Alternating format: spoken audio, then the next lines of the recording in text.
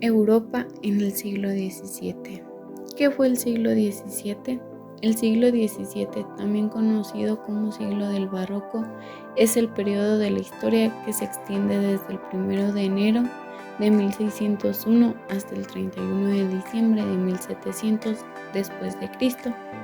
Según el calendario gregoriano, así en la periodización tradicional forma parte de la Edad Moderna. Fue también un siglo violento marcado por guerras religiosas y políticas en gran parte del continente.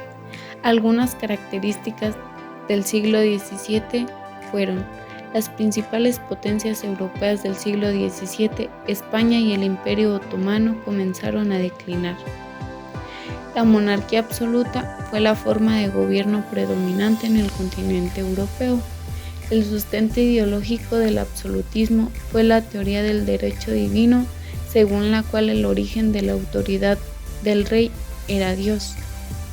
Se produjo una crisis económica, demográfica y social que muchos autores denominan crisis del siglo XVII.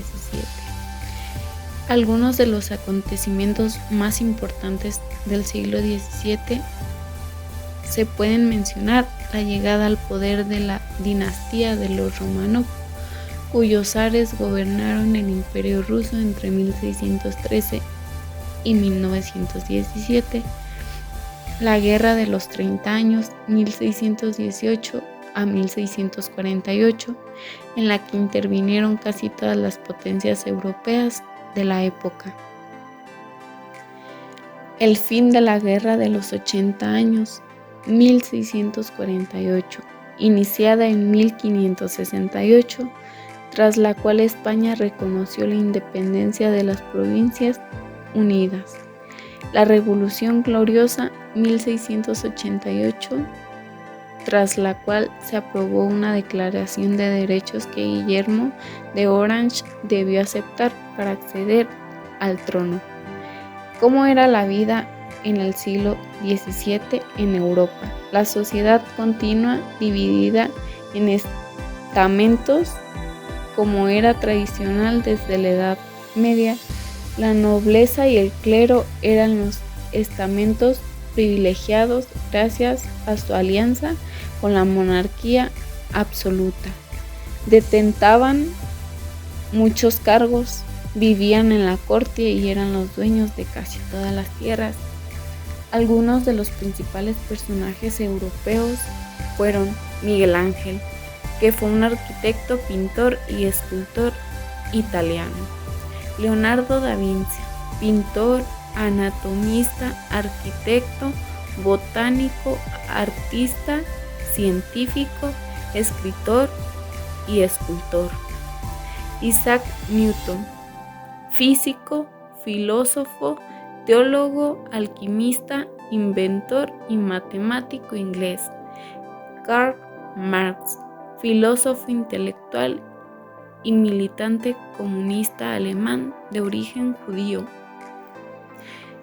La evolución de la educación en Europa. La educación en Europa ha evolucionado a lo largo de los años.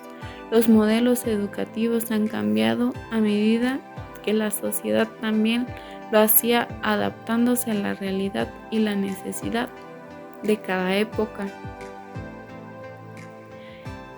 En la época de la prehistoria, las mujeres se encargaban de casi toda la enseñanza. La figura paterna se centraba en aspectos más concretos y ligados con la subsistencia, como por ejemplo la caza o la supervivencia. En la antigüedad, en el año 2000 a.C., en Mesopotamia aparece el primer concepto de escuela centrado en la enseñanza de la escritura.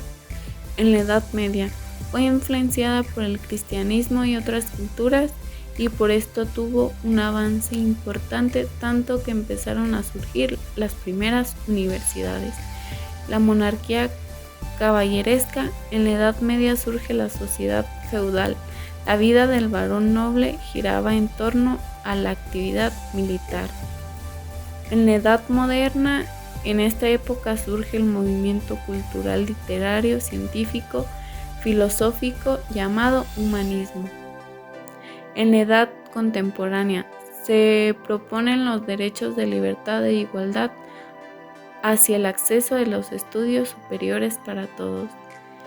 Por último, la educación permanente en Europa, concientización sobre los derechos a la educación básica, alfabetización. Sería todo de mi parte, gracias.